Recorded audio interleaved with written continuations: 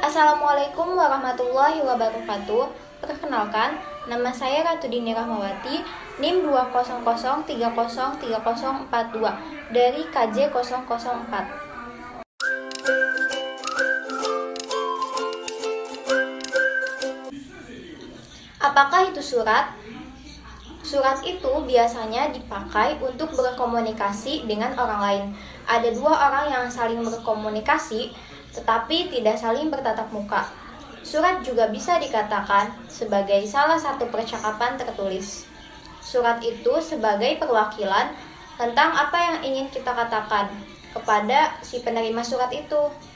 Jadi, ketika kita berkomunikasi dengan seseorang, kita tidak bertatapan secara langsung, tetapi secara tertulis dengan orang tersebut.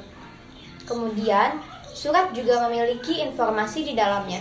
Tidak hanya sekedar sapa menyapa seperti hai, atau tidak hanya seperti memperkenalkan diri, tetapi ada informasi lain yang lebih penting daripada itu, yaitu ada yang ingin disampaikan kepada orang yang kita tuju. Jadi, ada informasi di dalamnya. Kemudian melibatkan dua orang.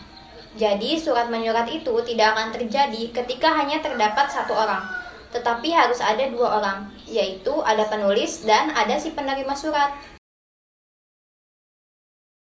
Selanjutnya adalah fungsi surat. Yang pertama adalah fungsi surat sebagai alat komunikasi. Surat dijadikan sebagai alat penyampaian informasi dari penulisnya kepada pembaca atau penerimanya. Sebagai alat komunikasi, surat tidak hanya bersifat satu arah, melainkan juga dua arah dan ke segala arah. Artinya, surat juga dapat dibalas atau balasan surat itu menjadi timbal balik, atau surat juga dapat dibuat atau ditunjukkan kepada lebih dari satu orang. Yang kedua adalah surat sebagai wakil penulis. Karena ketika kita mengirimkan surat, kita tidak bertemu secara langsung orang yang kita kirimkan surat. Jadi, surat ini sebagai wakil kita untuk menjelaskan apa yang kita maksud kepada orang yang kita tuju. Dalam hal ini, penulis tidak perlu langsung bertatap muka dengan orang yang dituju untuk menyampaikan informasi, melainkan diwakili oleh surat. Yang ketiga adalah surat sebagai penghemat waktu, tenaga, dan biaya. Berkomunikasi dengan surat berarti kita tidak bertatap muka. Jadi, berkomunikasi dengan surat dapat dilakukan jarak jauh. Oleh sebab itu, surat dapat menghemat waktu, tenaga, dan biaya. Contohnya seperti kalau kita ingin berkomunikasi dengan teman kita secara tatap muka, ketika rumah teman kita itu jauh, kita harus ke rumahnya dan harus naik angkutan umum. Nah, itu kan butuh ongkos, butuh tenaga juga, dan butuh waktu yang lama juga. Dari rumah kita ke rumah teman kita itu.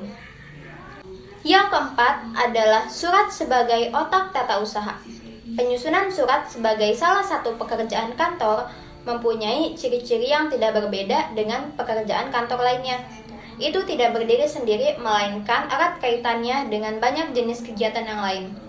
Pada kantor yang besar, umumnya telah digariskan prosedur yang ketat dalam melakukan aktivitas korespondensi. Korespondensi adalah istilah umum yang merujuk pada aktivitas penyampaian melalui surat dari satu pihak kepada pihak yang lain, seperti konseptor, bagian pengecekan, pengetikan, dan lain sebagainya. Dan yang terakhir yaitu yang kelima adalah surat sebagai bukti tertulis. Surat dapat dijadikan sebagai bukti tertulis untuk berbagai kepentingan, sehingga jika terjadi sesuatu, misalnya kekeliruan di kemudian hari, surat dapat dijadikan acuan, misalnya pada surat-surat perjanjian, surat waris, dan sebagainya. Segala jenis surat juga dapat diabadikan untuk kepentingan-kepentingan lainnya di kemudian hari. Menurut Priyatna, surat mempunyai tujuan-tujuan tertentu. Di antaranya, yang pertama, ingin menyampaikan informasi kepada si penerima. Seperti yang sudah dijelaskan tadi, si pengirim surat mengirimkan surat kepada penerima bukan hanya untuk menyapa seperti hai atau memperkenalkan diri, tetapi ada hal lain yang lebih penting daripada itu, yaitu untuk menyampaikan informasi kepada si penerima surat. Yang kedua, ingin mendapatkan balasan atau tanggapan dari si penerima surat terkait informasi yang disampaikan tersebut. Yang ketiga, memperlancar arus informasi sehingga informasi yang diterima jelas. Kemudian ada bagian-bagian surat. Bisa kita lihat di sini.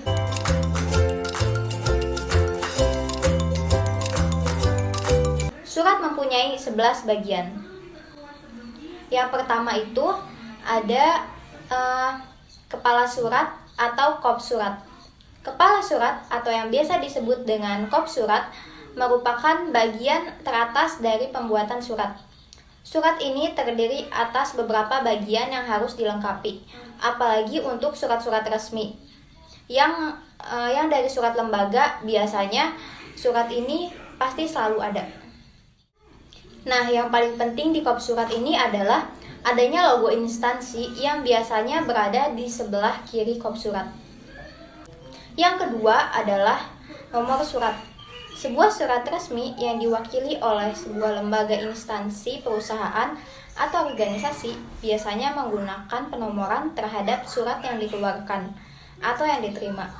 Nomor surat biasanya meliputi nomor urut penulisan surat keluar, kode intran perihal surat, bulan pembuatan surat.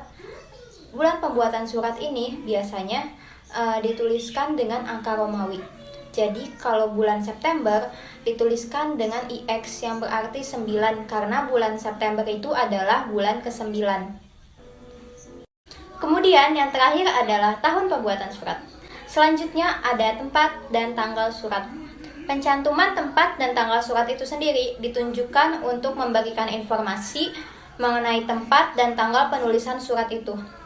Untuk tempat biasanya tidak dicantumkan kembali jika tempat sudah dituliskan di kepala surat yang berupa alamat instansi. Contohnya seperti ini.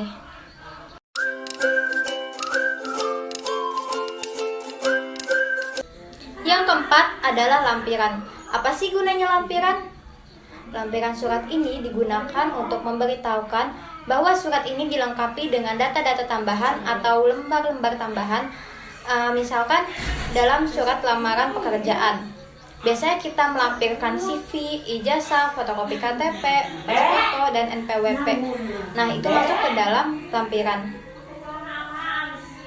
Bagian lampiran merupakan bagian penjelas yang menginformasikan pembawaan sejumlah berkas atau dokumen yang disertakan dalam surat tersebut.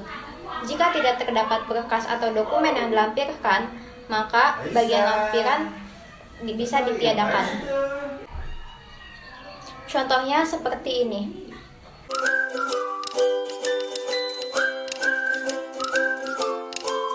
Kemudian yang kelima ada hal surat atau pokok surat. Hal surat ini biasanya ditulis dengan hal atau perihal. Maksudnya, tujuan dituliskan surat ini itu untuk apa? Hal ini dituliskan dalam penulisan yang efektif supaya tidak ambigu oleh si penerima surat. Contohnya itu seperti ini.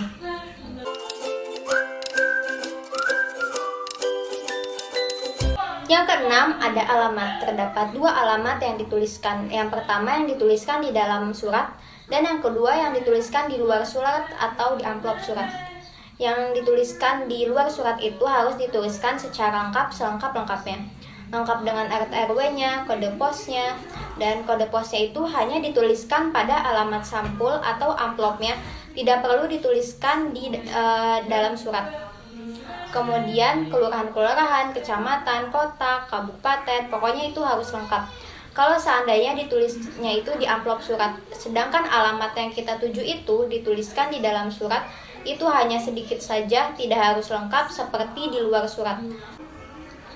Ada beberapa hal yang harus diperhatikan dalam penulisan alamat.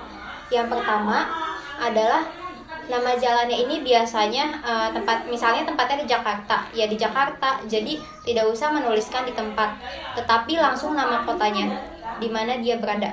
karena kata di tempat itu mengacu keseluruhan tempat di dunia. Yang kedua, untuk penulisan kata YTH itu sudah tidak diperbolehkan karena kepada itu berfungsi sebagai kata hubung. Jadi tidak bisa lagi dipakai untuk penulisan alamat tujuan atau kemana yang kita tuju.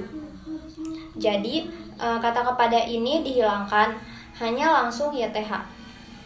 Menggunakan kata bapak, ibu, atau saudara jika yang dituju adalah seseorang bukan instansi. Kata bapak, ibu, atau saudara selalu ditulis dengan huruf kapital di awal kata.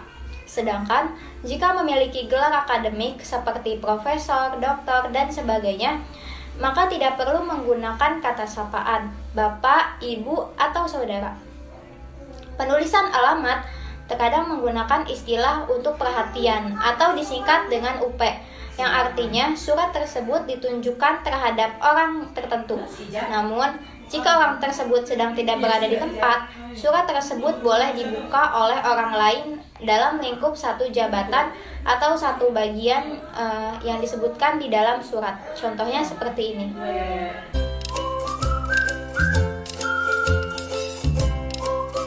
Yang ketujuh adalah salam pembuka. Bagian surat yang ketujuh ini adalah salam pembuka yang berfungsi sebagai sapaan surat. Salam pembuka ditulis dengan huruf kapital di awal dan diakhiri oleh kata koma. Contohnya seperti ini.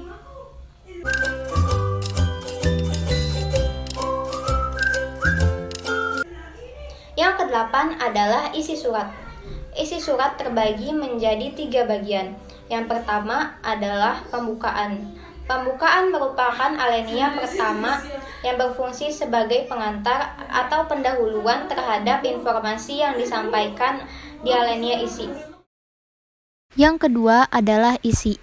Alinea isi berisi informasi yang akan disampaikan.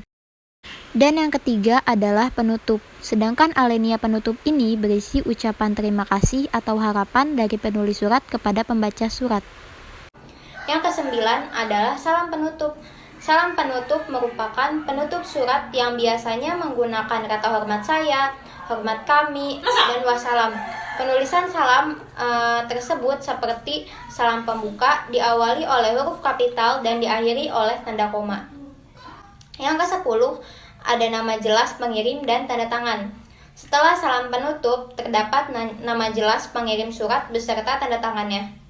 Tanda tangan sangat penting untuk penulisan surat karena legalnya surat ini atau sahnya surat ini dari tanda tangan.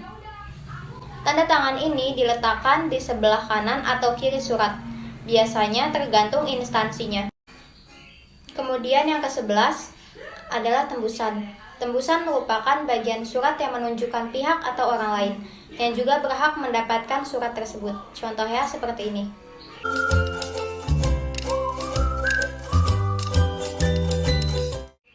Kemudian untuk CV atau riwayat hidup dikelompokkan menjadi 5.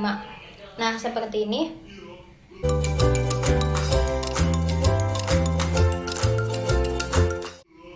Di dalam CV, kita akan memasukkan data pribadi kita.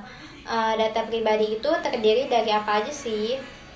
Terdiri dari nama, kelahiran, seperti tempat dan tanggal lahir, kemudian jenis kelamin, status perkawinan, jati diri seperti nomor KTP, SIM atau paspor, dan alamat kewarganegaraan, suku, bangsa, agama, tinggi berat badan. Pencantuman itu disesuaikan terlebih dahulu dengan situasi dan kondisi. Tetapi jika melamar untuk peragawan atau peragawati atau tenaga khusus yang lainnya, barulah tinggi dan berat badan perlu dicantumkan. Tetapi jika melamar untuk karyawan biasa, itu sama sekali tidak dibutuhkan. Gemuk atau kurus, tinggi atau pendek, sama sekali tidak menjadi pertimbangan. Yang penting kemampuannya. Demikian juga halnya dengan suku, bangsa, dan agama. Jika dicantumkan itu akan berdampak positif, maka cantumkanlah. Jika memazir, ya jangan dicantumkan. Setelah itu dalam penulisan CV, kita akan menambahkan dengan data pendidikan kita. Kita lulusan apa, dari kampus mana, jurusan apa, tahun berapa kelulusannya, dan lain sebagainya. Untuk pengalaman bekerja ini yang paling penting, karena yang akan diperhitungkan itu adalah pengalaman bekerja kalian. Sudah berapa lama dan apakah sesuai pengalaman bekerja kalian itu dengan tempat kalian mendaftarkan pekerjaan. Kemudian setelah itu ada referensi pribadi dan tanda tangan. Tanda tangan itu melegalkan CV yang kita buat, bahwa memang benar kita yang menulis CV tersebut. Dan yang terakhir adalah keterangan lain. Selanjutnya, untuk surat lamaran pekerjaan biasanya akan menuliskan di dalamnya itu dengan kemampuan kita atau keterampilan kita, apa saja yang dibutuhkan oleh tempat di mana kita melamar pekerjaan. Dan biasanya surat lamar pekerjaan itu kita akan menampilkan CV, fotokopi ijazah, fotokopi S1, jika ada lanjutannya berarti ada juga fotokopi S2 dan transkrip nilainya. Kemudian, surat pengalaman bekerja biasanya perusahaan itu memperhitungkan orang yang sudah bekerja dalam bidangnya minimal 2 tahun. Jadi akan lebih tinggi peluang diterimanya orang yang memang sudah pernah bekerja. Oh iya, surat lamaran kerja itu berbeda loh dengan CV. Surat lamaran kerja itu adalah dokumen yang paling umum yang harus disediakan pemohon dalam lamaran kerja. Sedangkan CV sama sih seperti surat lamaran kerja, hanya saja CV atau riwayat hidup memberikan ringkasan pribadi, pengalaman, dan keterampilan seseorang namun lebih detail. Cukup sekian, saya Ratu Dini Rahmawati dari Program Studi Keperawatan S1 Universitas Esa Unggul.